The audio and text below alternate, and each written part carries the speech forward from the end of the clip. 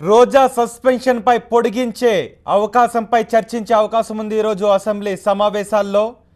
ఈరోజు స్పీకర్ ఎటువంటి నిర్ణయం తీసుకుంటారు అనేది ఆసక్తిగా మారింది. ప్రివిలేజ్ కమిటీ నివేదికపై స్పీకర్ మరికొద్దిసేపట్లో నిర్ణయం తీసుకోబోతున్నారు.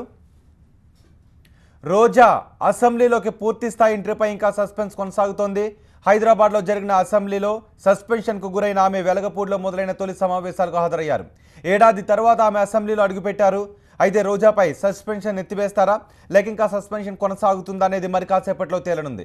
ఇవాళ సమావేశంలో స్పీకర్ ఎలాంటి నిర్ణయం తీసుకుంటారో అనే దానిపై ఉత్కంఠ కొనసాగుతోంది. ప్రివిలేజ్ కమిటీ సిఫార్సులపై స్పీకర్ నిర్ణయం ఎలా ఉంటుందనేది ఆసక్తి రేపుతోంది. ఆంధ్రప్రదేశ్ అసెంబ్లీలో జరిగిన రభస చేసిన వ్యాఖ్యల కారణంగా వైసీపీ ఎమ్మెల్యే రోజాను ఏడాది పాటు సభ నుంచి సస్పెండ్ చేశారు.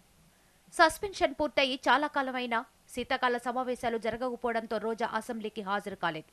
ఈ క్రమంలో అమరావతిలో నూతనంగా నిర్మించిన అసెంబ్లీలో అడుగుపెట్టారు రోజా.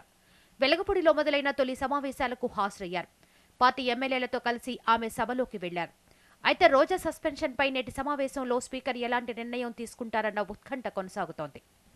2015 శీతాకాల సమావేశాల సందర్భంగా సీఎం చంద్రబాబు టీడీపీ ఎమ్మెల్యే అనితపై చేసిన అనుచిత వ్యాఖ్యలు ఇప్పటికీ ఆమెను వెంటాడుతున్నాయి.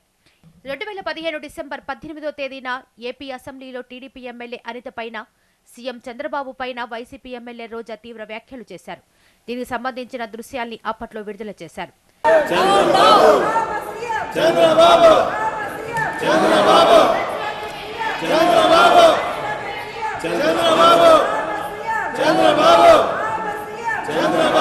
వైసీపీ ఎమ్మెల్యే రోజా తనని అవమానిస్తూ అసభ్యకరంగా మాట్లాడారంటూ టీడీపీ ఎమ్మెల్యే అనిత శాసనసభ క్రమశిక్షణ సంఘానికి అప్పట్లో ఫిర్యాదు చేశారు.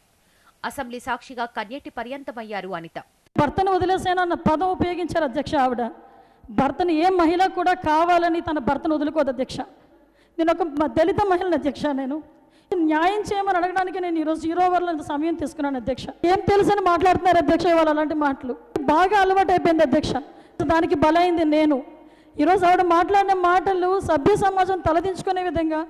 నాకు 2 బిడ్డలు అధ్యక్ష. ఆ 2 బిడ్డల దగ్గర కూడా నేను ఏం మాట్లాడాలో సమాధానం చెప్పాలో తెలియని పరిస్థితి ఆడుతుంది అధ్యక్ష. ఈరోజు జనాల్లోకి వెళ్తే ఏ సమాధానం చెప్పాలో తెలియదు అధ్యక్ష. నేను చేసిన పొరపాటు ఏంటి? నువ్వు చేసిన తప్పుల్ని ఎత్తి చూపడమే నేను చేసిన పొరపాట.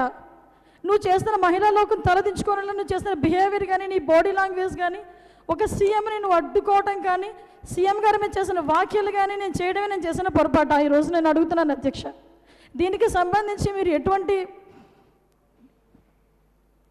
న్యాయం చేస్తారో మీరు నాకు చెప్పాలి అధ్యక్ష. మీరు అనిత ఫిర్యాదు మేరకు ఏడాది పాటు అసెంబ్లీకి రాకుండా రోజాను సస్పెండ్ చేశారు స్పీకర్ కోడెల. దీంతో శీతాకాల సమావేశాలతో పాటు ఏడాది పాటు అసెంబ్లీకి దూరమయ్యారు. రోజాపై సస్పెన్షన్కి డిసెంబర్తో ఏడాది ముగిసింది. తాజాగా క్యాలెండర్ ఇయర్ మారింది.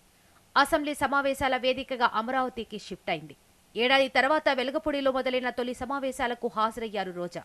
అయితే రోజాపై సస్పెన్షన్ ఎత్తివేస్తారా కొనసాగుతుందా అనేది నేడు తేలనుంది. నేటి సమావేశంలో స్పీకర్ ఎలాంటి నిర్ణయం తీసుకుంటారన్న ఉత్కంఠ కొనసాగుతోంది.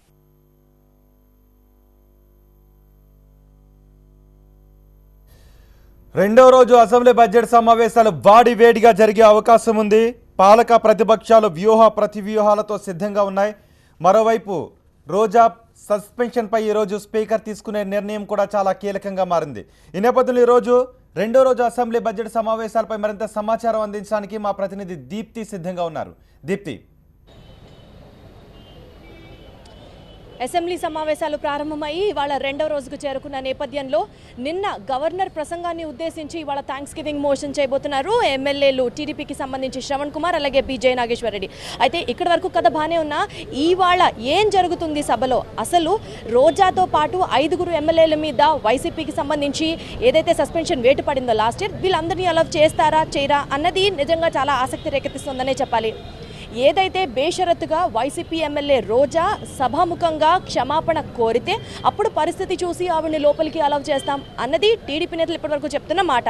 అయితే కంప్లీట్గా ప్రివిలేజ్ కమిటీ ఇచ్చిన రికమెండేషన్ పరంగా కానీ లేకపోతే స్పీకర్ అప్పుడు ఉన్న మూడుని బట్టి ఆయన తీసుకోబోతున్న డిస్క్రిప్షన్ ఐడియాకి సంబంధించి కానీ లోపలికి రోజాని అలవ్ చేస్తారా చేయరా అన్నది నిజంగా చాలా ఇంపార్టెంట్గా మారుతున్న నేపథ్యంలో అలాగే రోజాతో పాటు 5గురు వైసీపీ ఎమ్మెల్యేలు చెవిరెడ్డి భాస్కర్ రెడ్డి, ముత్యాల నాయుడు, రాజా, శ్రీనివాసులు అలాగే రామకృష్ణారెడ్డి వీళ్ళందరి మీద కూడా డెసిషన్ ఏం జరగబోతుంది అన్నది నిజంగా చాలా ఆసక్తి రేకెత్తించే విషయం అనే చెప్పాలి. ఎందుకంటే నిన్నటి నుంచి అసెంబ్లీ సమావేశాలు ప్రారంభమయ్యాయి. ఇవాళ సెకండ్ డేకి చేరుకున్న నేపథ్యంలో తిరిగి మళ్ళీ 5 రోజుల పాటు సెలవులు ఉండబోతున్నాయి.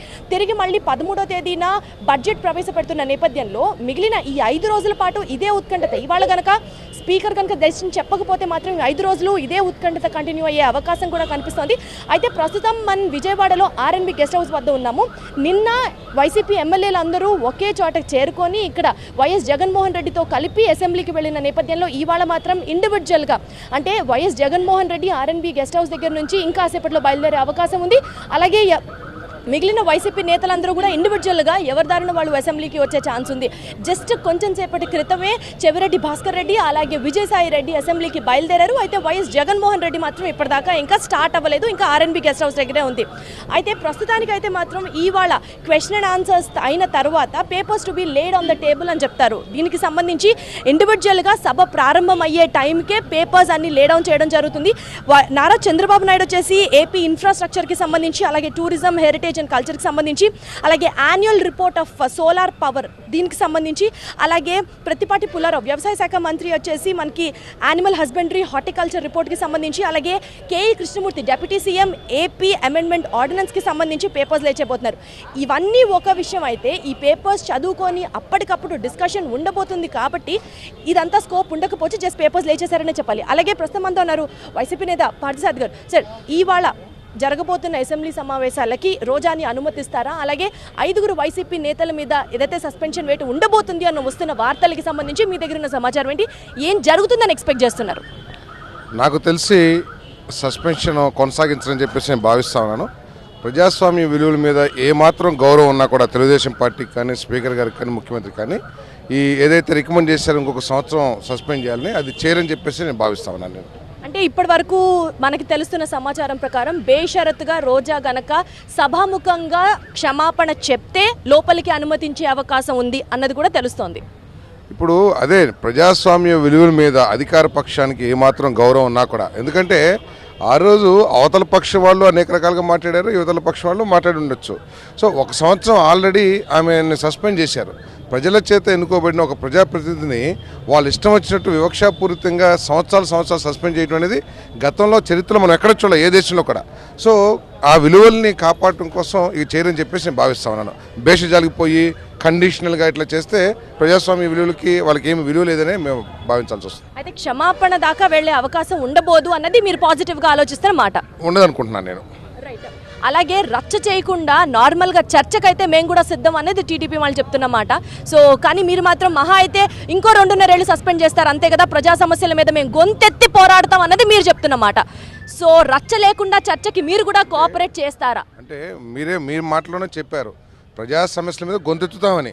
గొంతెత్తద్దని మీరు చెప్తారా ఏంటి? మేము మాట్లాడాల్సిన విధానం ఉంటుంది అన్నది టీడీపీ చెప్తున్నమాట. చూడండి, ఒక్కొక్క మనిషికి ఒక్కొక్క బాడీ లాంగ్వేజ్ ఉంటుంది. ఒక్కొక్కరు ఒక్కొక్క రకంగా ప్రవర్తిస్తారు. ప్రజా సమస్య తెలిసినప్పుడు ఒకళ్ళు స్పీడ్గా ప్రవర్తిస్తారు, ఒకళ్ళు స్లోగా చేస్తారు. దాన్ని మీరు ఆసరాగా చేసుకుని వ్యక్తిగతంగా దూషించి మీరు కావాలంటే గత 2 సంవత్సరాల్లో కూడా అసెంబ్లీ జరిగిన విధానం ఆలోచించండి. ఎప్పుడైతే జగన్మోహన్ రెడ్డి గారు ప్రజా సమస్యలు లేవనెత్తుతారో న్యాచురల్గా ఆయన యువకుడు ప్రజలు ఎదుర్కొన్న సమస్యల పట్ల ఆ విధంగా రియాక్ట్ అవుతారు. సో దానికి వెంటనే సమాధానం చెప్పాల్సిన ప్రభుత్వం లేదు, మేము ఈ విధంగా చేస్తున్నాం, ప్రజల సమస్యల్ని పరిష్కరించడానికి ఈ విధంగా మేము నిర్ణయం తీసుకున్నామని చెప్పాల్సిన ప్రభుత్వం కొంతమంది మంత్రులు లేవదీసి జగన్మోహన్ రెడ్డి గారిని వ్యక్తిగతంగా దూషించడం మొదలు పెడతాం. అది సబబా అని చెప్పేసి అడుగుతా ఉన్నాం. తప్పకుండా మేము కూడా సమావేశాలు సజావుగా సాగాలనే మా ఉద్దేశం. ప్రజల సమస్యలు ఏదైతే ఉన్నాయో వాటి మీద దృష్టి పెట్టండి. గతంలో 20 సంవత్సరాల క్రితం ఏం చేశారు, కాంగ్రెస్ ఏం చేసింది, మీరేం చేశారు, మీరు ఇట్లా అట్లా అని కాకుండా మేము ఏదైతే ప్రతిపక్షం ఏదైతే సమస్యలు ఏమైనా ప్రజలకు సంబంధించి దాని మీద మీరు సమాధానం చెప్పండి, మేము కూడా తప్పకుండా సహకరిస్తాం. ఇవాళ ఏదైతే టేబుల్స్ మీద పేపర్స్ లే డౌన్ చేస్తున్నారో ఈ అంశాలకి సంబంధించి కూడా ఇమీడియట్గా చర్చించే అవకాశం ఏమన్నా ఉందా, లేదంటే ఇవాళ జనరల్గా థ్యాంక్స్ గివింగ్ మోషన్ మాత్రమే జరిగిపోయే అవకాశం ఉందా? అంటే జనరల్గా గత మన అసెంబ్లీ సమావేశాలు చూస్తే ఈరోజు ఎవరైనా చనిపోయింటే వాళ్ళకి నివాళులు అర్పిస్తాం కానివ్వండి, అటువంటివి ఉంటాయి. కానీ సమయం చాలా తక్కువ ఉంది కాబట్టి, అంటే 13 రోజులు 14 రోజులు అనుకుంటా నాకు తెలిసి 14 రోజులే ఉంది కాబట్టి, మాకు తెలిసి నేను మొట్టమొదటిగా శాసనసభ్యుడైనప్పుడు బడ్జెట్ సమావేశం అనేది ఫిబ్రవరి 10th ఆర్ 15th స్టార్ట్ అయ్యాయి. కానీ 6వ తారీఖు స్టార్ట్ అయింది, వెంటనే 5 రోజులు సెలవులు వచ్చినాయి. కాబట్టి సమయం సరిపోయిందని నేను అనుకుంటలేదు. కాబట్టి ఈరోజు కూడా ఒకవేళ ఏదైనా నివాళులు అర్పించాల్సి ఉన్నా కూడా సమస్యల గురించి చర్చించాలి. ఎస్, మొత్తానికి మీరు చూడొచ్చు ఇప్పుడు విజువల్స్లో ఇప్పుడే వైఎస్ జగన్మోహన్ రెడ్డి బయలుదేరుతున్నట్లుగా మనకు తెలుస్తోంది. అసెంబ్లీ సమావేశాలకి ఆయన విజయవాడ బందర్ రోడ్డుకి సంబంధించిన ఆర్ఎన్బి గెస్ట్ హౌస్ నుంచి బయలుదేరుతున్నారు. అలాగే బయట పార్టీ కార్యకర్తలనే చెప్పాలా, లేకపోతే పార్టీ అభిమానులనే చెప్పాలా, వీళ్ళందరూ కూడా వైఎస్ జగన్మోహన్ రెడ్డిని చూడడానికి వెయిట్ చేస్తున్నారు. అలాగే కొడాలి నాని కూడా వైఎస్ జగన్మోహన్ రెడ్డితో పాటు వచ్చే అవకాశం అయితే కనిపిస్తోంది. మొత్తానికి ఇది ఇక్కడ పరిస్థితి. ఏదైనా సరే జగన్మోహన్ రెడ్డి బాడీ లాంగ్వేజ్ ప్రకారం వాళ్ళని నిందించినట్టుగా, దూషించినట్టుగా కాదు, ప్రజా సమస్యల గురించి పోరాడడానికే వైసీపీ ఉంది అని స్పష్టంగా వైసీపీ నేతలు చెప్తున్న నేపథ్యంలో బయలుదేరుతున్నారు YS Jaganmohan Reddy along with Kodali Nani to the assembly. ఇది విజయవాడ దగ్గర ఉన్న latest update. Over to studio. Right, thank you, Deepti.